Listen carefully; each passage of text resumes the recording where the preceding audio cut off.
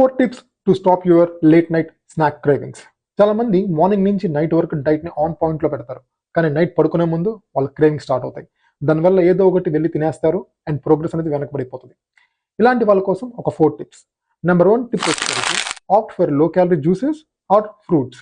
So మీరు వాటర్లో కానీ ఈ కుకుంబర్, మింట్, స్ట్రాబెరీ ఇలాంటి ఫ్లేవర్ఫుల్ థింగ్స్ని యాడ్ చేసుకొని సిప్ బై సిప్ చేస్తూ ఉన్నారంటే మీ క్రేవింగ్స్ కంట్రోల్ అవుతాయి. అది కూడా మీకు ఆగట్లేదా? అప్పుడు go for some fruits like apple, స్ట్రాబెరీయో. దీనివల్ల ఏంటంటే మీకు కడుపు నిండిద్ది అండ్ క్యాలరీస్ కూడా పెద్దగా ఎక్సీడ్ అవ్వు అనమాట. Now talking about tip number 2.